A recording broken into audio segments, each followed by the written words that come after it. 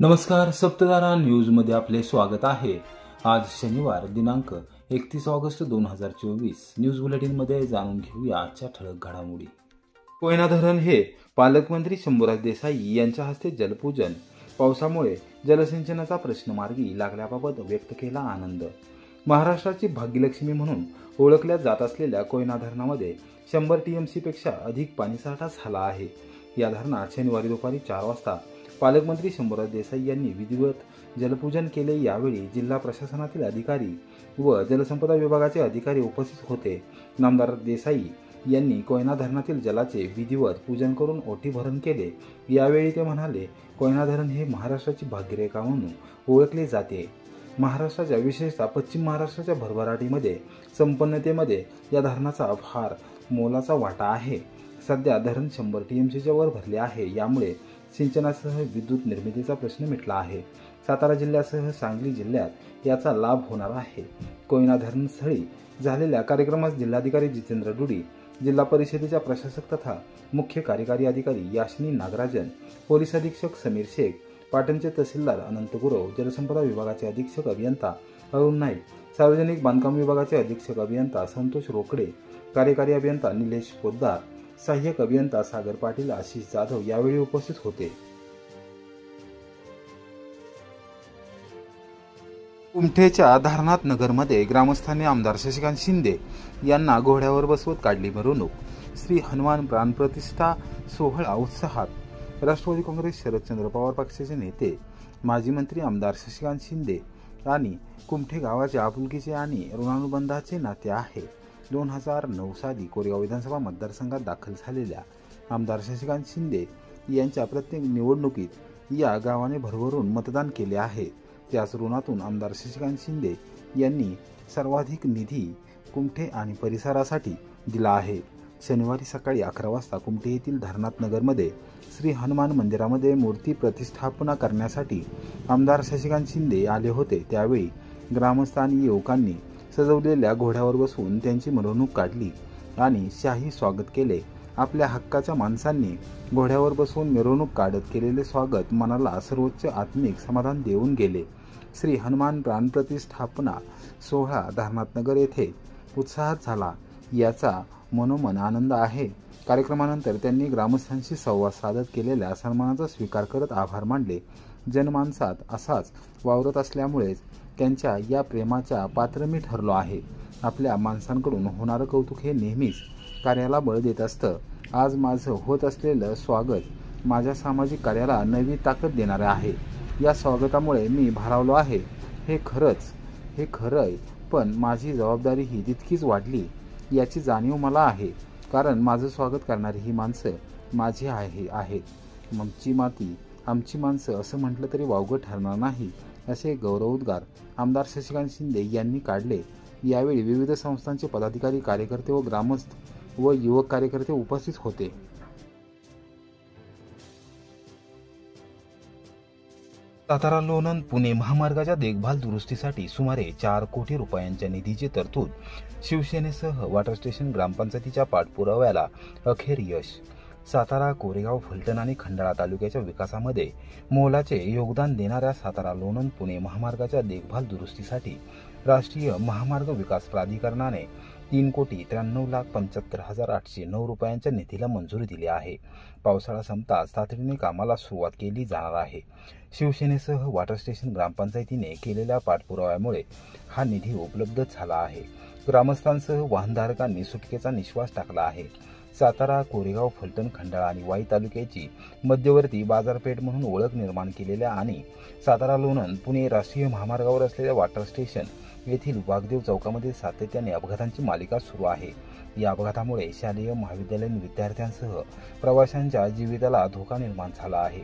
राष्ट्रीय महामार्ग विकास प्राधिकरणाने तात्काळ सुरक्षितता विषयक उपाययोजना कराव्यात, त्याचबरोबर महामार्गाची देखभाल दुरुस्ती करावी, यासाठी शिवसेनेने वॉटर स्टेशन ग्रामपंचायतीसह राष्ट्रीय महामार्ग विकास प्राधिकरणाकडे सातत्याने पाठपुरावा केला होता।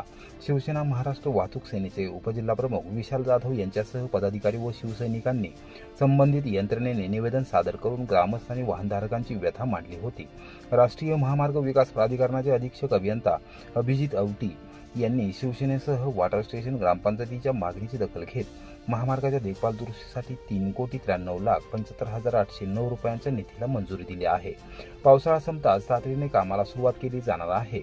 शिवसेनेसह वॉटर स्टेशन ग्रामपंचायतीने केलेल्या पाठपुराव्यामुळे हा निधी उपलब्ध झाला आहे. ग्रामस्थांसह वाहनधारकांनी सुटकेचा निश्वास टाकला आहे.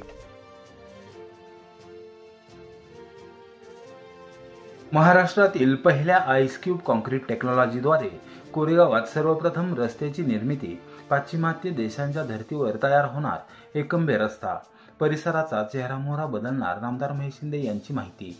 कोरेगाव शहराला संपूर्ण राज्यातीलच नव्हे तर देशपातळीवर एक आगळेवेगळे शहर बनवण्याचा संकल्प केला आहे. पाश्चिमात्य देशांमध्ये वापरण्यात येणारे तंत्रज्ञान आपल्याकडे आणून त्याद्वारे विकासकामे केली जात असून ती दीर्घकाळ टिकाऊ आणि दर्जेदार होत आहेत. कोरेगाव शहरातील अत्यंत महत्त्वपूर्ण असा कोरेगाव ते एकंबे रस्ता हा महाराष्ट्रातील पहिल्या आईस क्यूब टेक्नॉलॉजीद्वारे बनवला जात असून हे तंत्रज्ञान पहिल्यांदाच वापरण्यात येत आहे. याद्वारे हा रस्ता तयार होत असून या परिसराचा चेहरामोहरा निश्चितपणे बदलला जाणार आहे, अशी माहिती कृष्णा खोरे विकास महामंडळाचे उपाध्यक्ष नामदार महेश शिंदे यांनी दिली. कोरेगाव शहरात नवीन तंत्रज्ञानाच्या आधारे रस्ते तयार केले जात असून त्याची माहिती नामदार शिंदे यांनी शनिवारी दुपारी 4 वाजता पत्रकारांना दिली. यावेळी जिल्हा बँकेचे संचालक सुनील खत्री, जिल्हा नियोजन समितीचे सदस्य राहुल प्रकाश बर्गे, कोरेगाव विकास आघाडीचे अध्यक्ष तथा प्रथम नगराध्यक्ष प्रशांत उर्फ राजाभाऊ बर्गे, नगराध्यक्षा सौ दीपाली बर्गे, उपनगराध्यक्ष सुनील दादा बर्गे, माजी नगरसेवक महेश बर्गे, सचिन भैया बर्गे, माजी उपनगराध्यक्ष जयवंत पवार, नगरसेवक राहुल रघुनाथ बर्गे, सागर विरकर, सागर बर्गे, संतोष बर्गे यांच्यासह पदाधिकारी यावेळी उपस्थित होते. 2019 साली कोरेगावातून विधानसभा सदस्य म्हणून कामाला सुरुवात करत असताना सर्वप्रथम खडीकरण आणि डांबरीकरण हे शब्दकोशातून कायमचे हद्दपार केले. परदेशातील रस्ते प्रशस्त, दीर्घकाळ टिकाऊ आणि पर्यावरण संवर्धनपूर्वक असल्याने तसेच तंत्रज्ञान कोरेगाव मतदारसंघात आणण्याचे मोठे काम केले. केवळ शहरी भागातच नव्हे तर ग्रामीण भागात देखील सर्वत्र ट्रिमिक्स काँक्रिटीकरण आणि बंदिस्त गटारे बांधण्यात आली. या रस्त्यांमुळे शहराला आणि ग्रामीण भागाला नवीन ओळख मिळाली आहे. पुढील 40 ते 50 वर्षांचा विचार करून रस्ते बांधण्यात आल्याने ग्रामीण भागातील दळणवळण देखील सुधारले असल्याचे नामदार शिंदे यांनी निदर्शनास आणून दिले. कोरेगाव शहर हे मतदारसंघाची राजधानी असल्याने या शहराचा अभ्यासपूर्वक कायापालट करण्याचे ध्येय होते. त्या दृष्टीने प्रत्येक विकासकाम करण्यापूर्वी विचार करून अभ्यासकांचे मत जाणून घेत विकासकामे करण्यात आली आहेत. शहरातील सर्वात विकासाभिमुख परिसर म्हणून एकंबे रस्ता ओळखला जात आहे. शहरी आणि ग्रामीण जीवनशैलीचा सुंदर मिलाप असलेल्या या परिसराचा कायापालट करण्याच्या उद्देशाने रस्ते बांधणीचा निर्णय घेण्यात आला आहे.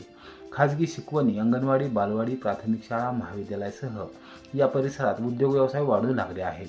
विविध शासकीय, निमशासकीय कार्यालये, मंगल कार्यालये, हॉल्स या परिसरातून असून एकंबे, सायगाव, गोळेवाडी, खिरकंडी, शेलटी, वागजवाडी, जायगाव, सुलतानवाडी परिसराला हा विभाग थेटपणे जोडला गेला आहे. या भागातील अनेकांनी एकंबे रस्त्याच्या आजूबाजूच्या परिसरात वास्तव्य करण्यास सुरुवात केलेली आहे. नवनवीन सोसायटी या परिसरात आकारास येत आहे. ही बाब लक्षात घेऊन कोरेगाव एकंबे रस्ता हा आईस क्यूब टेक्नॉलॉजीद्वारे बनवला जात असून हे तंत्रज्ञान पहिल्यांदाच वापरण्यात येत आहे.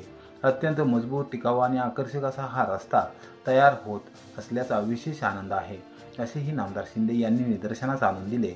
पंचायत समिती परिसर, फुलाई मंगल कार्यालय, Nana colony, professor colony, Sai colony, ISKCON मंदिर, आप्पासाहेब धर्माधिकारी हॉल या परिसराला आता या रस्त्यामुळे नवीन ओळख मिळणार आहे. जाधव पोल्ट्री फार्म नजीक हा रस्ता कुमठे न्हाळीवाडी एक्सळ रस्त्याला जोडला जात असून तो रिंग रोड म्हणून नवीन ओळख मिळवत आहे. दसऱ्यानंतर दरवर्षी कोरेगावात ऊस वाहतुकीची मोठी समस्या निर्माण होते. त्यातून मार्ग काढण्यासाठी हा रस्ता उपयुक्त ठरणार आहे.